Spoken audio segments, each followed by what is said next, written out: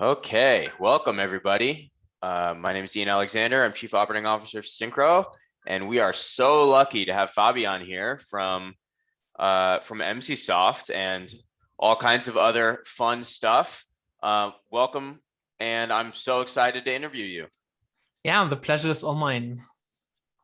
Yeah, so people know me, but if they don't know you, they should. But if they don't, tell them a little bit about yourself. So my name is Fabian Wosar, and I'm the CTO of Emsisoft, which some of you may know already.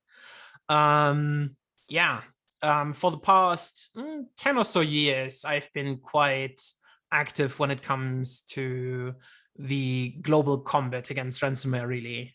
And over the past 10 years, my team and I have released probably at this point about free ransomware decryption tools for well over 100 ransomware families, and we helped well over 4 million people at this point. That's pretty awesome. I see you all over the place in the news. You're a commonly attributed ransomware expert. How did you get into this? Honestly, Emsisoft always had a very community focus, really, when it comes to product development. So we have always been quite active in the various tech support communities that you find on the internet. And one of them is Bleeping Computer, which a lot of you will also know because it kind of it has kind of become like this almost news hub for everything ransomware related at this point, right? So for those of you who don't know Bleeping Computer, it's essentially like an online tech support community. It's mostly a forum with like a news section. And what they do is they have a certain forum category where malware victims can ask for help when it comes to cleaning their systems. And about 10 years or so ago, we have seen like a chief increase a chief increase in file encrypting ransomware.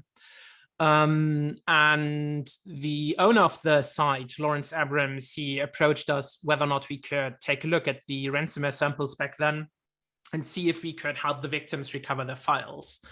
At first, like one of my colleagues was the first one to help. His name is Arif. He's still with us.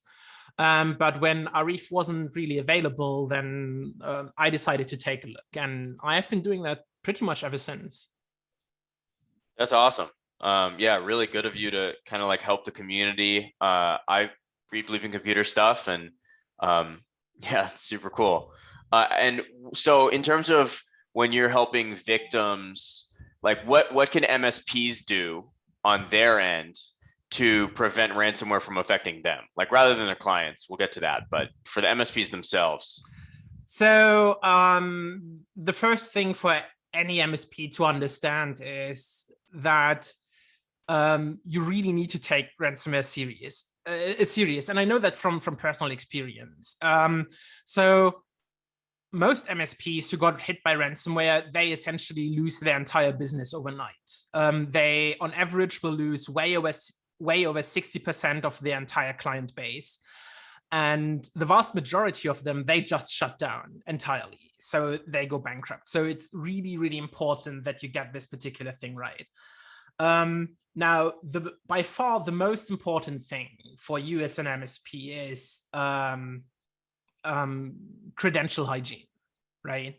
If it ever comes to the point where an attacker gains access to like your MSP dashboard, your panels, your remote management and monitoring systems, then it's pretty much game over, because just like you can deploy all sorts of updates and product installations to all your clients, they could then also deploy ransomware to all their clients. And this has happened before in the past on multiple occasions.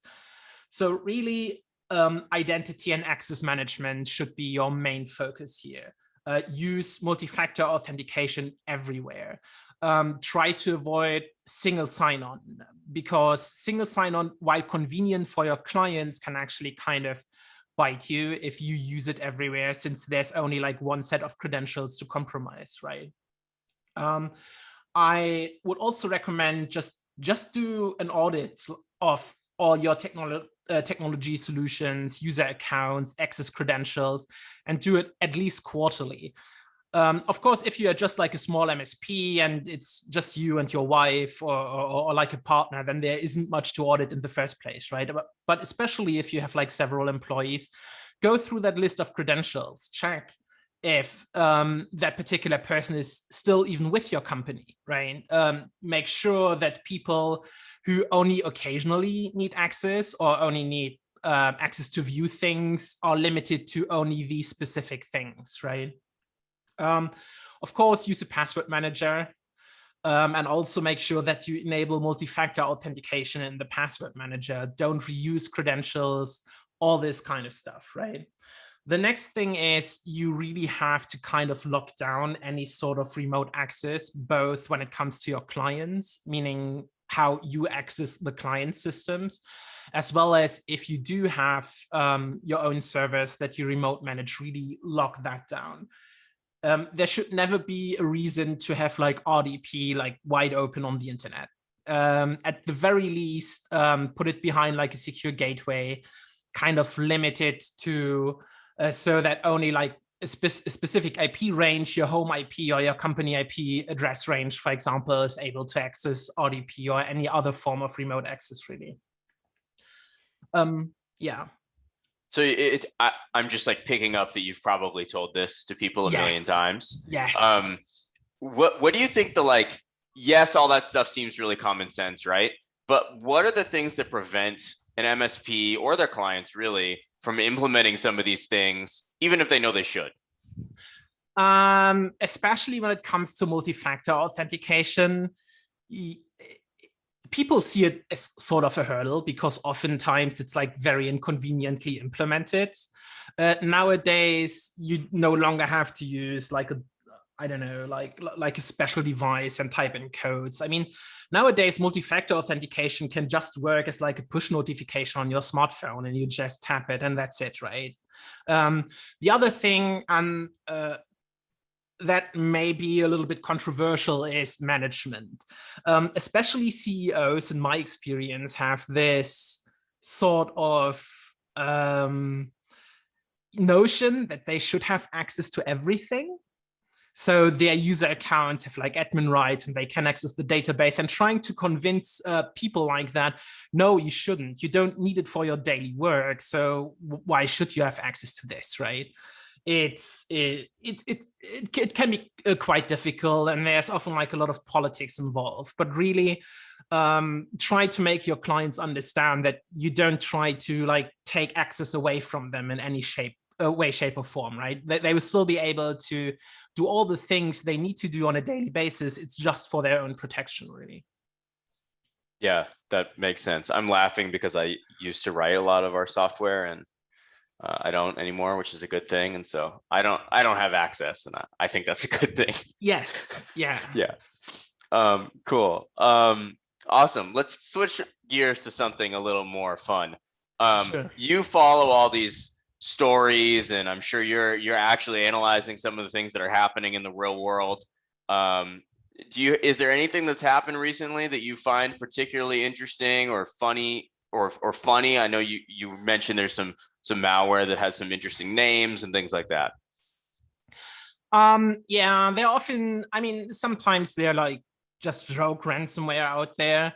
Like a while ago, there was this one particular ransomware that was called Ransomware, which is kind of silly in the first place. But their whole shtick was essentially that you had to play like a really, really difficult game and achieve a high score on the highest like difficulty level.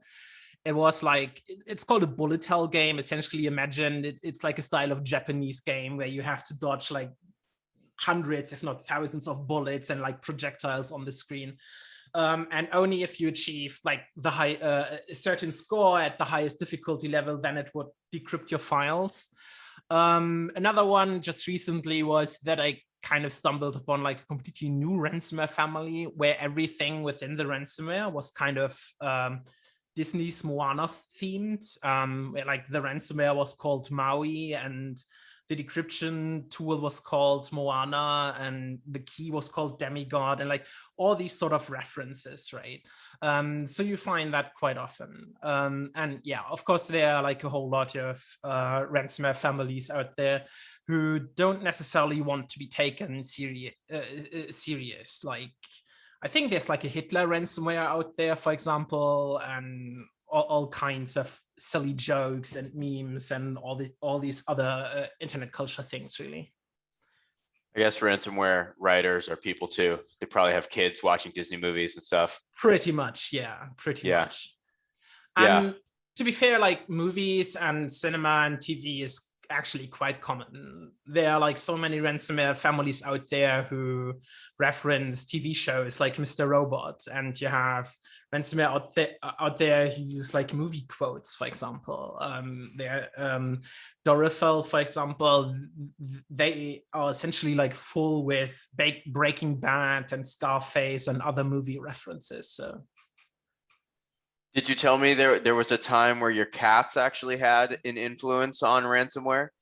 I mean, yeah, there's like there's like one example where they were actually helping, and well, technically there are many examples of where they were actually helping and one where they kind of got in the way. So about, I think at this point, like 2 or maybe 3 years ago, yeah, something along those lines, I adopted 2 cats, right? And usually they are kind of my co-workers, and that they act as like the rubber ducky. For those of you who aren't familiar, there's something called rubber ducky debugging. And it's essentially where you just explain a problem or what the code is doing to something else. It doesn't have to be alive, like a rubber ducky, for example. And by doing so, you're often able to find the errors in your code and like the issues in your code. And I practice that quite a lot with my cats. Now, the example where they kind of got in the way is essentially they have a tendency, I mean, they are cats, right? Cats can be a little bit of, they can be a little bit mischievous at times. So one of my cats kind of rolled over my keyboard while I was working and deleted a couple of important files, which was quite unfortunate. But yeah, I guess every cat owner probably has their stories of how their cats either made their life a lot easier and better, or a lot more difficult, right? Yeah, definitely. So in terms of making life easier or more difficult, I'm curious, a lot of these ransomware writers are accepting cryptocurrency as payment. And, that's probably very easy for them, right? Probably makes their lives a little bit easier. How does cryptocurrency and ransomware, like, what's the interplay there, and like, how are they affecting each other? So ransomware authors are opportunists, really. And generally they will try to take pretty much the path of least resistance. So ransomware actually predates cryptocurrency by quite a bit. So it's not that Bitcoin is the reason why ransomware exists in the first place. Ransomware existed like way before that. And instead of Bitcoins, they ask you to go to the next gas station and buy money pack, for example, right? But it is true that Bitcoin and cryptocurrencies are a lot easier to handle, especially a lot easier to handle when it comes to these large sums of money that they usually ask for nowadays.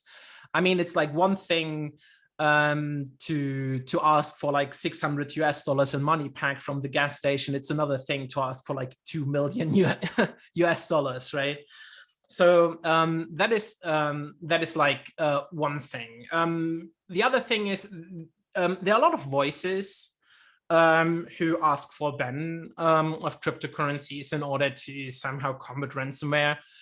And the reality is honestly that a lot of the threat actors who are active within the ransomware space right now, they have been active in other spaces like financial malware for quite a lot of time. And financial malware kind of uses stolen bank accounts, altered transactions, And all these kinds of tricks combined with good old fashioned money laundering to actually do like quite a lot of damage, right? And they extract like huge amounts of money through these other channels. So in the end, I don't think that a ban of cryptocurrencies will actually do a whole lot when it comes to ransomware. They will, since they already have the skill set and the knowledge of how to do it the old-fashioned way.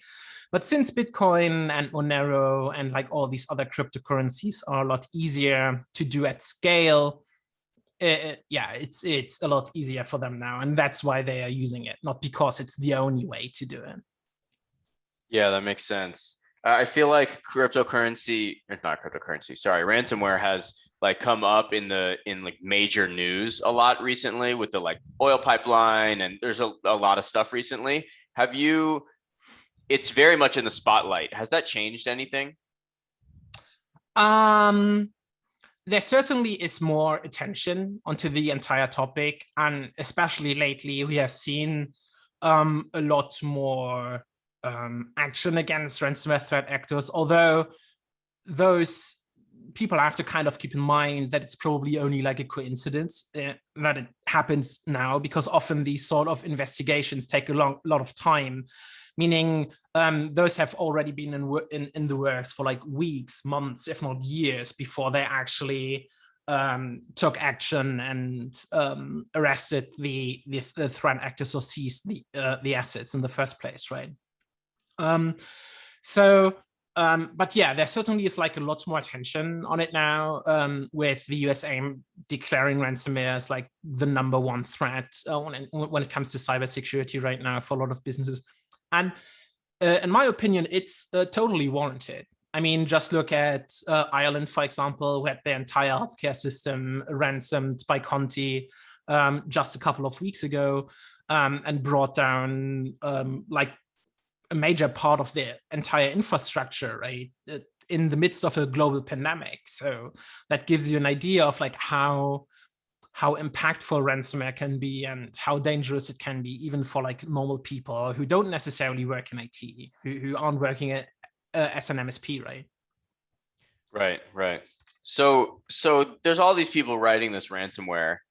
Like, are there some common personas, or like, what is the average ransomware writer? Who are they?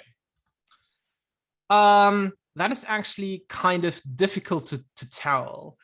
For the most part, it's because we haven't caught a whole lot of them yet.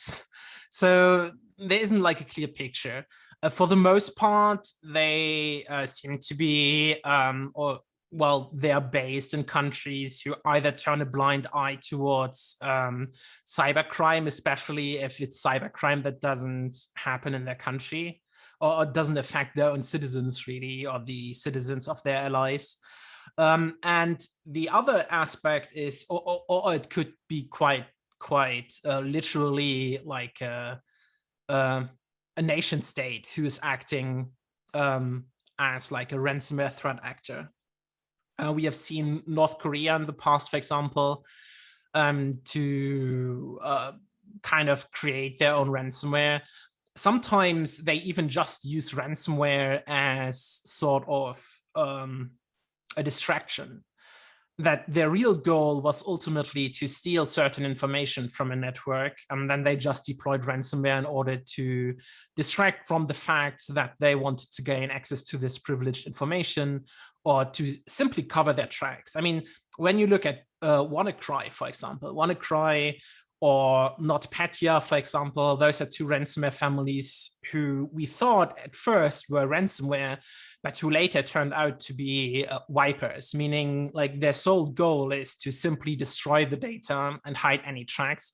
And anyone else who's caught up in this whole thing is essentially just collateral damage.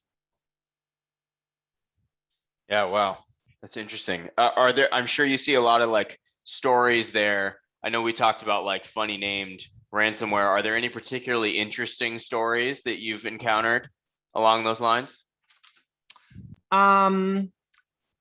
there certainly are a couple. The problem is, especially when it comes to specifics, they are often like protected by NDA, especially if we were kind of the most interesting case that I have seen recently. It kind of highlights the importance of asset management in particular, is that one company was actually hacked through their internet connected coffee machine. Where I don't know why people need an internet connected coffee machine, but it turns out it had like a vulnerability, and people gained access to the system, or to that coffee maker. It was pretty much part of the company network, since the company never properly segregated their network and their IoT devices into a dedicated VLAN, for example. And yeah, they used that coffee maker essentially to pivot off to other systems on the network and compromise the entire system. That was certainly like a very interesting way. And it kind of highlights why it's important to do a proper kind of post-mortem analysis. How did this happen? How did they get in? First of all, so you kind of fix the original vulnerability, since it may not be obvious, like the coffee machine, for example. But also to kind of figure out, was this really a ransomware attack, or is this kind of a false flag thing, and they really were after something entirely different, and they just used ransomware to kind of hide all the tracks and all the evidence. Yeah, that makes sense. We're compiling a huge list of questions here, so let's jump into those. Yeah, sure. I'll just, I guess, feed them to you. What Luke says, what's the most common method that thieves use to infect a system with ransomware? So that's a pretty good question. Now, what you need to understand is that the ransomware itself is pretty much the end of the attack chain, meaning the ransomware gets deployed after the attacker already had full access to your network, after they pretty much moved laterally within the network and figured out all your important systems, all the juicy targets really that hold the most valuable information. And in many cases, also after they collected a lot of information about your company or your clients to figure out how much can we ask for, right? We often see in negotiations that the negotiator says, oh no, we can't afford this much. And the reply is quite literally like last year's revenue report with like the entire list of how much money the company made. And no, we see it right here. You have enough money to pay us, so pay us.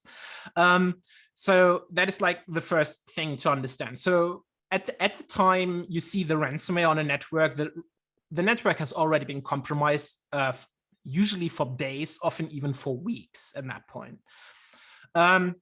So really the question should be, how do I notice the initial breach, and how can I prevent the initial breach of my network in the first place? And the best, the best recommendation there is, there are like three to four main vectors how they come in.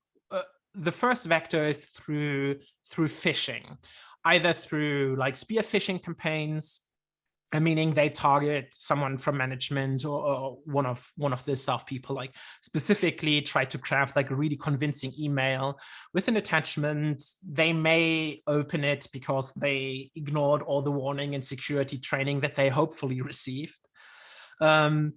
And yeah, open the attachment, they get infected with a bot like Dridex, for example, first, and then the attacker used this one infected system to kind of pivot off into the rest of the network, right? The next big thing is unpatched appliances. So especially now that work from home is like this huge topic, a lot of people have like VPN appliances in their company networks or in their offices that are being used by all their employees to connect in and to their work from home. But a lot of users and a lot of companies, they forget that these appliances need to be patched and updated as well. As a result, over the past couple of months, maybe like 1 or 2 years, these VPN appliances became the absolute prime target for ransomware threat actors. Colonial Pipeline, for example, they got compromised through their VPN appliance, not because it wasn't unpatched, but in their particular case, they were like an employee that left long ago, still had credentials on there, and those credentials were particularly weak, so they just logged in and got access to the network, right? Then an old classic is always RDP, especially if you're dealing with a lot of smaller companies, or if it's small businesses, they use RDP. Oftentimes they just have like RDP open on the internet. The credentials aren't particularly good, so people just brute force the credentials and get in that way. So those are probably, and last but not least, you have vulnerabilities on your normal exposed services and servers, right? Exchange recently was like a huge example, where you had this zero-day exploit in Exchange that allowed remote code execution, pre-authentication, meaning you could just like hijack every single Exchange server on there that hasn't been patched. And for some reason, people like to still run Exchange 2010 servers on the public internet, or kind of completely ignore security updates for long periods of times. And I mean, those are, I mean, you're all MSPs, right? So you probably know all these kind of headaches that you have to go through, sometimes even just to get companies to update their servers, because in their mind, oh yeah, it's still working, so why should I upgrade? Why should I buy new hardware? Windows 2008, I mean, it's only like 12 years old, right? 2008 is right in the name, so it can't be that bad. So why should I update to Windows 2019? I mean, so those are a lot of struggles. But yeah, unpatched appliances, unpatched exposed services and servers, all sorts of phishing, and yeah, open remote access mixed with weak credentials are probably like the 4 most common infection vectors, initial access vectors, really. Does Jonathan wants to know if you have thoughts on non-admin access and how much that really helps, since there seems to be some ransomware that will encrypt files without admin access.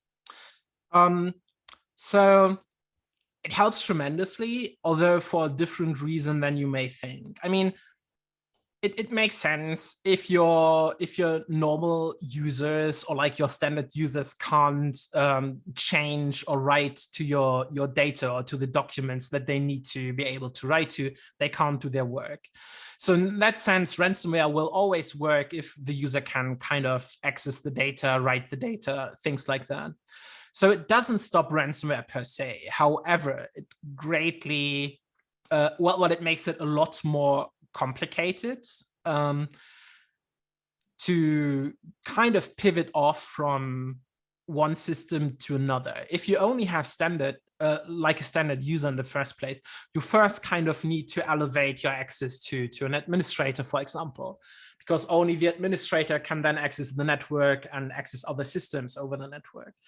So this principle of least privilege really is more of like a defense in depth layer. And it's incredibly helpful to slow down or prevent the lateral movement of the threat actor once they gained access to your network or to one system, and kind of pretty much limit their access to what they can do on your network. Got it. We got another question here from Drew. Drew basically uses a script, I'm assuming PowerShell, to mount a external hard drive and do local backups. And then when the backups are done, he unmounts the drive. I'm assuming it's still connected to the machine, it's just not mounted. And he wants to know if unmounted drives are safe from ransomware. They are unfortunately not. There's multiple ransomware families out there who will enumerate all the volumes, and if they aren't mounted, they will mount them themselves, encrypt them, and then unmount them. So that external drive can still be valuable for backups, but it also needs to be mirrored to the cloud or to someplace else where the current system doesn't have access to it. When it comes to backups, there's this often quoted 3-to-1 rule. You want now I forgot what the rule was. It's like a backup of your backup. Yeah, it's essentially you want three copies of your data. It needs to be on like 2 different devices, and one of these devices needs to be offsite and not accessible from the network. That's right. How it went. So yeah, like an external hard disk is like completely fine for backups, but you still need to kind of mirror it to the cloud or to someplace else where you don't usually where you can't usually access it or delete the data. And by the way, it's like a pro tip, if your backup solution allows you to disable hard deletes of backups, use it. Because as I mentioned before, in a lot of cases, you have the ransomware threat actor being roaming around your network for a very long time. So they will try to find your backup servers in particular and try to make your backups unusable. So if you have like a web interface that is logged in on those websites, on like one of the affected clients, they will just use that one and delete like all your backups on your cloud. So if your cloud provider allows you to disable hard deletes or support something like immutable backups, for example, where they just don't allow you to change backups that have already been made for like a certain amount of time, please use that feature. We're getting a lot of questions in relation to what you were just talking about with like cloud backups and making sure they're safe from ransomware. Other than the hard delete feature, are there any other things that you can speak to that people can keep in mind when they're setting up their backups so that they're safe? What people can do often depends on like the product they use, right? So it's kind of difficult to give like hints or advice that applies to all of them. Certainly make sure that the access credentials for these products are protected, like as if your life depended on it, because chances are at least the life of your company may depend on it one day, right? That means multi-factor authentication when it comes to accessing the cloud. Make sure that only a couple of people can access it who have good reasons to access it in the first place are able to access it. No single sign-on or other shenanigans. And if you have people who regularly need to work with these backups, and this applies to admin credentials in general, make sure there are like 2 different sets of credentials, one that really can delete the backups and one that you usually work with that has limited rights. So that is usually quite helpful as well.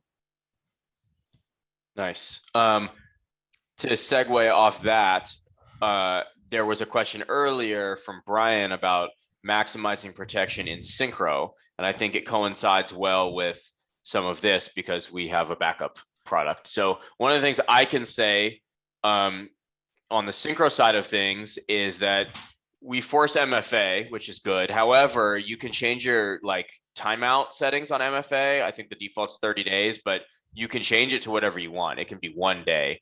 I like having it lower. You can also time out users after a certain number of inactive minutes. I like that. The default's 7 days, but you can change it to whatever you want. So people have to log in again. You can also whitelist IPs, which is nice. You could use a VPN and then have only one IP that's whitelisted, and then, you know, that's even safer. So I think those are some really good ones. There's also in Syncro security groups. So I think in particular with scripts and certain other things, the only people who need access to creating new scripts or editing scripts should have permission to do that. I think in general, we've seen that in the industry, people try to run scripts on client machines, right? To install ransomware, for example. So if you can remove privileges to run scripts or edit scripts or write scripts for people who don't need access, that's always good. Anything you would add to that? Yeah, just as I already mentioned before, if you do need to run scripts, I would seriously think about kind of offloading this particular workload to a completely different set of credentials. So if you only occasionally need to access like all the areas of Syncro, and your main focus is on like the same couple of dashboards or like the same couple of features, just create like a second account that you use as like your daily driver account almost, that you can even stay logged in permanently on, and have like these critical capabilities like in this other second account. Pretty much apply this principle of least privilege even to yourself and create like a split personality, almost like a limited account that you use for daily use, and like this higher privileged account whenever you use it or whenever you need it for like a couple of occasions. Yeah, that's it. That's super interesting. I see questions about that kind of thing for users. I'd have to think about that. I mean, there's admin users and non-admin users, so the concept already exists, and we have very granular permission sets. But as far as like the fees and stuff, that's interesting. Trying to see what other questions are in here. I know I missed a bunch. There are a lot of things, a lot of questions in here around crypto and ransomware and traceability.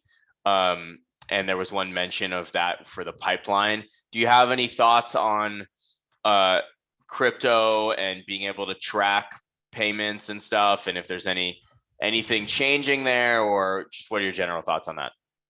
I mean, people often people have this wrong notion of what an anonymity means in the context of Bitcoin.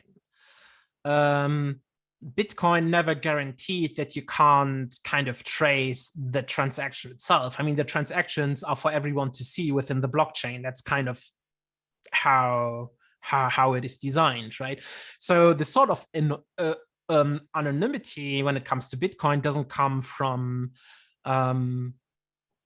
it doesn't mean that you can't trace the actual transaction. It means that you don't know who owns which Bitcoin address. And especially lately, there has been there are quite a lot of companies out there whose main goal it is to kind of trace and trace the entire all Bitcoin transactions and kind of de-anonymize as many of these Bitcoin addresses as possible, kind of assign them to countries, regions, even certain individuals. And a lot of these companies do that in particular because they want to trace ransomware activities going on. In the past, a lot of ransomware threat actor groups, they used kind of mixing services, essentially a Bitcoin mixer, and like the lamest terms is, yeah, lots of people throw money in there and the mixer mixes all those Bitcoins up and then sends it out to a bunch of new addresses, kind of to break the chain pretty much. The amounts are like all different coming in and coming out, so you don't really know, is this one transaction split off into like multiple smaller transactions, or is this other big transaction going out again? Is that the transaction I initially thought it was? Things like that. But nowadays, a lot of ransomware authors actually switch blockchains and cryptocurrencies. So they go take the Bitcoin that they got from the victim, then exchange it to Monero, then exchange it to another coin, and then back to Bitcoin. And so tracing these transactions is becoming like more and more difficult every single day. And personally, I don't think there will ever be like a point in time where we will be able to like fully comprehend how the transactions are made and how the money is being laundered, and identify the individuals who own these Bitcoin wallets in the first place. Yeah, that makes sense. And I got another question here from Tyler. Office 365 so far has been ransomware free. Is this trend likely to continue? In general, these cloud platforms, they have a lot of ransomware resistance or resilience kind of built in. And it's why a lot of companies kind of migrate to them, right? You can be quite sure that all the server software involved is up to date. You have dedicated security teams monitoring these systems 24/7. And in a lot of ways, even if you use something like OneDrive for your backups, for example, usually these cloud providers, they allow you not only to access like the latest synchronized version of the data you pushed up, but like previous revisions of the same document as well. So even if your encrypted data got synced up to the cloud, you can simply go back in time pretty much and just grab the latest unencrypted version. In addition, since like a huge provider like Microsoft, if you are like a huge provider like Microsoft and you have like access to all this data coming in from hundreds of thousands, if not millions of customers and clients, you know exactly, oh yeah, this but if you identify like a malicious phishing email and like one of these emails, you can automatically block them for like all the rest of your user base, which gives them like a huge advantage. And you as a user can profit from them. One of the things Office 365, for example, offers, I think they call it Zap. It works both for spam, phishing, as well as malware. Even if the mail has already been delivered to your mailbox and someone else reports it, they can still like take it out afterwards and quarantine it after the fact, even after it has already been delivered, which is like a huge advantage. So yeah, moving a lot of these kind of aspects of your business to the cloud is certainly like a good idea. And it is often like one of the things we recommend after people got hit by ransomware in the first place. And this, by the way, also applies to your Active Directory as a whole. Like Azure AD is like pretty powerful and pretty convenient for a lot of people. And it makes a lot more sense in a lot of scenarios than like a old-fashioned local domain controller that you deploy in your business network or in like your office network. Got it. You mentioned like document versioning. We got a question earlier from Dan. He asked, is a backup drive or solution with version history a reliable way of recovering? Yeah, it is. It absolutely is, provided that they can't just mess with the revision history or kind of delete that the entire backup, including the revision history, exists in the first place, right? So if you have like a local drive and like a local solution, they can simply just encrypt all the data files that store the revisions, and then you're out of luck. However, in a case of like OneDrive, where they can't do that, since they only can like upload files and download files essentially, because that's the only sort of access that Microsoft gives you or allows you to do, then that's like totally feasible. And we are kind of coming back towards the, yeah, if possible, disable hard deletes as much as possible. There should always be a grace period where you can still recover the files and the data, right? Even if you decided to delete them. Yeah, have you ever seen a situation where users couldn't recover from OneDrive? No, so far not. Cool, that's awesome. Okay, so back to the basics a little bit. For those of us who aren't malware experts, can you give like a little explanation on the difference between, say, like your basic virus versus, cryptolocker versus adware versus ransomware? So there are actually like religious wars being fought over how to properly categorize malware in general. Yeah. But for the most part, computer viruses is essentially, well, first of all, we are talking about malware, which stands for malicious software. And it kind of is like the huge term that kind of encompasses all sorts of kind of cyber pests and whatnot, right? Computer viruses, like the most identifying factor is that they actually infect files, meaning they take an existing file on your system and then they kind of inject their code into that file as well. So that once you give this file that you already had on your system and shared it with someone else, they would get infected too if they executed that file. Viruses nowadays are pretty much dead.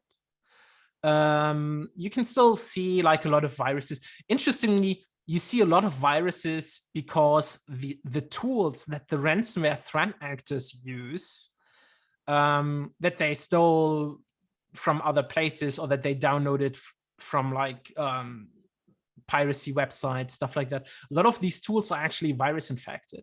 So if for some reason you see an actual virus infection, and I'm not talking like malware infection, but like specifically viruses, and specifically like Nashta on a network, there's a good chance that network is soon to be hit by ransomware. Because there are a couple of threat actors out there whose tools are like all infected with Nashta. And whenever you see a Nashta infection kind of spreading within a network, which is, as I mentioned before, incredibly unusual because computer viruses are pretty much dead, then out of the sudden, oh yeah, this is most likely this threat actor in my network, and they're going to deploy ransomware soon. Now, worms, they infect systems. So they don't infect files on the systems. They kind of copy itself from one system to another and infect that way. Now, adware, cryptolocker, and ransomware in general, they all belong to a category of Trojans. Now, Trojans are essentially applications that kind of claim to do something, but have like a hidden payload or like a hidden function, kind of like the good old saga of the Trojan horse, right? Where you had like this huge horse and they thought it was a gift, but in reality, they all hid inside, and then overnight they came out and slaughtered the entire town of Troja. So and ransomware, and then you can like further split off Trojan horses into like different kinds. Like ransomware will essentially kind of prevent access to the data or the system itself, and only gives you back to the data or the system itself after you pay the ransom. Adware, in this particular case, they will kind of, generally, they will bombard you with advertisements. They will inject additional advertisements all over the place, open pop-ups, in many cases track like your surf behavior. Then there are so-called backdoors, also sometimes called RATs, remote access Trojans, or remote access tools in some cases, depending on who you ask. This is type of malware that allows an attacker like full control over the network to essentially remote control it. Then there are bots where they kind of connect back to command and control server, and then kind of download instructions from that command and control service. And a lot of spam emails are being sent using these sort of botnets and bot networks, where, because usually like large botnets, they can have like tens of thousands, if not hundreds of thousands infected systems. So if you have to send like a couple of 100 million Viagra spam emails, then you just go to a bot herder, like a botnet operator, essentially, pay them like a couple of thousands, and they will use their couple of 100,000 infected systems to spam out your spam emails for you, right? Yeah. Yes. Modern email is great. I like not seeing those. So there have been a bunch of Emsisoft questions, which I want to save and do in bulk, but one more that I think is a great question from Rick. What can or should we be searching for as a telltale sign? Can it be automated? So, I mean, are there monitoring, telemetry kind of things that people can put in their networks or on their machines so they could detect stuff early? So certainly always have like a very, very close eye on your user credentials in general. In a lot of cases, ransomware authors will try, once they gained access to admin rights on your network, they will kind of create backup accounts that they can fall back to in case something happens. So pay close attention to like any new user accounts that are popping up. Nowadays, a lot of ransomware threat actors, they engage in a practice that has been dubbed double extortion, meaning before they actually encrypt all your data, they also steal like a seizable amount of data from your network. So if you see like a sudden spike in network traffic, especially outgoing network traffic, you may pay close attention into like, what is this traffic that is being sent out there? In particular, if it's like rsync or SSH traffic, because a lot of ransomware authors, they tend to use tools like rclone, handy backup, rsync, and a whole bunch of other similar tools in order to exfiltrate the data in the first place. So keeping like a close eye on your outgoing network traffic is generally a good idea. The same is true for like if you do internal port scans, for example, or even external port scans to check your exposed attack surface on a regular. If you suddenly see new open ports popping up all over the place, for example, those can be like a telltale signs of your system or network being compromised. Because as I mentioned before, in a lot of cases, like threat actors try to create like backup ways to access the network if for whatever reason they lose access to it because they get caught or something. Otherwise, nowadays, ransomware threat actors tend to use a lot of legitimate tools to do their dirty work. Especially recently, we have seen like a lot of any PC, I think it's called, or anywhere PC. TeamViewer has been used quite a bit to secure remote access. You find legitimate tools like rclone, handy backup, rsync. Then also, if you see like PSExec on a network being used, that is almost always a telltale sign. In fact, there are like a whole bunch of sysinternals and Emsisoft utilities that you should keep an eye on because they are commonly used. When you see a lot of PowerShell activity on those networks, it's really the same thing. So I know it's kind of, it probably sounds like kind of both like very simplistic, but also incredibly complicated, but look for anything that kind of stands out. Because yeah, in reality, especially since endpoint detection software and like antivirus software is generally like really good when it comes to stopping ransomware. The ransomware itself, the problem is usually that at the point where the ransomware is deployed, the attackers have like so much access to the entire infrastructure, which often includes kind of the security tools and like the endpoint protection and like all these other aspects. They simply turn it off, and or they uninstall it, or they whitelist it in the dashboard. So yeah, it becomes kind of difficult. And like one of the common practices of how they do this is they just try to use all the stuff that is already on the network. kind of living off the land. So for one reason, of course, they like one reason why they do that, of course, is because they don't have to care about whitelisting if you deployed it, because, well, if you use a tool or an application that is already installed, then you don't, then it's most likely already whitelisted, right? PowerShell is like is like a big offender in this particular case, because PowerShell is so incredibly powerful.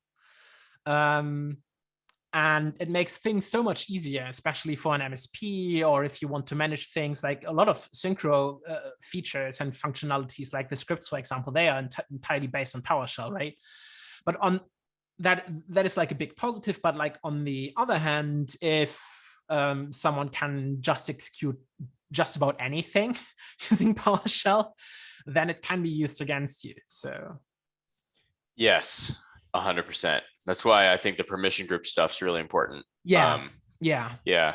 So I've been asked, first of all, we saved the Emsisoft questions. People have some of those. I've been asked to share the slide, which I'm going to do while we answer the Emsisoft questions. Sure. So are we going to get a Mac version of Emsisoft? We currently don't have plans for Mac version. That being said, I mean, we aren't ruling it out entirely, but at least at the moment, we don't necessarily see a lot of need for it. But yeah, it's certainly like on our minds, but we don't have like a concrete timeline or like concrete plans for it just yet. Got it. This is my question, actually. Sure. Talk to me about the concept of Nextgen AV. Like, just, yeah. Nextgen AV. I think you know what I mean. Yeah. So the thing is, so at least in my opinion, Nextgen AV is just entirely a buzzword that doesn't really have any meaning, because depending on the company who uses it, they mean like entirely different things. The reality is, and this is true for our product and also for like a lot of other products, like this notion that an antivirus only uses like signatures has been dead for probably at this point 2 to 3 decades. Like even virus scanners under DOS, they used more than just signatures, right? We have been using machine learning, for example, which seems to be like the most common denominator when it comes to Nextgen AV. We have been using machine learning for a very, very long time. And so have most of the others antivirus vendors. It always kind of depends on how you use it. Now, machine learning in particular has like a couple of really, really bad disadvantages. It's incredibly easy to take like an application that a machine learning algorithm was being trained on as recognizing as like goodware, as like good software, and just inject malicious code into it, into a region that the machine learning algorithm doesn't look. Because usually the way it works is they extract what are called features from the file that are usually being taken from areas like the file header, the PE header, and other attributes. Maybe they calculate a little bit of entropy and mix it all together. They collect like a couple of thousands of data points using that, throw that into a machine learning algorithm, and then it spits out, oh yeah, this is most likely malicious or not malicious. Now, the problem is if you take like a good file and inject like a little bit of malicious code into that good file, the machine learning algorithm will still think, oh yeah, this has like so many attributes that I've seen in like the good files before. This must be a good file. So purely machine learning based systems are bound to fail and are just as easily to fool as pure signature based approaches, which is why nobody uses pure machine learning or pure signature based approaches. We believe in like a layered approach, meaning we stack a certain protection layers on top of each other. In our particular case, for example, yes, we do use file signatures as like a first line of defense, because it allows us to simply outright block malware from running and doing anything on of a system if we have seen the malware before, which is a good thing. But on top of that, we also use emulation, for example, to kind of run the file in a simulated environment, see what it's doing on the system or what it's trying to do on the system, and then decide, hey, this does look like a little bit shady and a little bit of malware, and we can block it right away. If it gets past that, then we still have like the behavior blocker, which actually looks in real time what an application is doing on the system and figures out whether or not this particular file is malicious or not. And this is on top of like other layers, like the web protection, for example, where we actually see either is the application communicating with like a known command and control server that is used by a botnet, or is this particular link this file was downloaded from, do we know that this website is being used to distribute malware, for example, things like that. So our approach really is combining the best sort of technology for each of these layers and create like create our own custom blend of security technologies, and to create the best product we are, without labels like Nextgen AV, which, yeah, they don't really mean anything. They pretty much are just like marketing buzz. Yeah, somebody in marketing got paid well for that. Yeah. Pretty smart. I mean, from a marketing perspective. Yeah, don't get me wrong. I mean, hats off for the people who came up with it, but it doesn't really mean anything. And don't let anyone say, I mean, I'm like so close to name names, but I need to hold myself back on this particular case because it's just not good form. So, I know we're a little over time. Let me ask you one more Emsisoft question, and we can call it. So I know you guys are working on EDR stuff and incident management. I don't actually know much about it, just only what Davlot has told me. We got a question about it. Do you want to speak to that for a second? Yeah, sure. So at the moment, we are in the process of rolling out EDR. You can kind of, we have like the first iteration of it out already. It's still very limited and only allows you to kind of figure out how a particular alert came to be, meaning you see exactly the execution chain that led to this particular malware being found. So you know exactly which user kind of tried to execute the malware, or which process on a system tried to execute the malware. We are going to roll out additional EDR features over the next couple of months. In that particular, you can kind of think of EDR as like a flight recorder, right?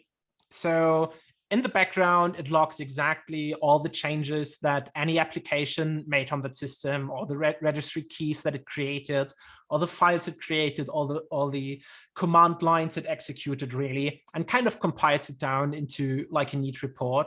So in the case something does happen, you have like full visibility into exactly what happened on the system. Know exactly what sort of data a third actor accessed on the system, what kinds of tools they used, how these tools were deployed in the first time, to give you insights into how did they initially access this, the system in the first place, and how did they get in, and what did they try to do, really. Awesome. Is there anything I didn't ask you that I should have? No, I think we covered pretty much quite a lot. Cool. Well, yeah, it's great to chat. I've had so many conversations with your counterparts, Christian and Davlot. It's great to finally talk to you a fair amount and kind of see the CTO version of things. And I hope to talk to you again. And I think everyone asked so many questions. I appreciate everyone attending. Feel free to shoot me an email at ian@syncromsp.com if you want a recording. I'm sure we'll upload it to YouTube as well. Otherwise, thanks so much for your time. Sure. The pleasure is all mine. And if you get like more questions, feel free to shoot me an email with all the questions, and I can send you the replies and you can forward it, or we can create a blog post about it. Cool. Awesome. Thanks, everybody. See you later. Bye.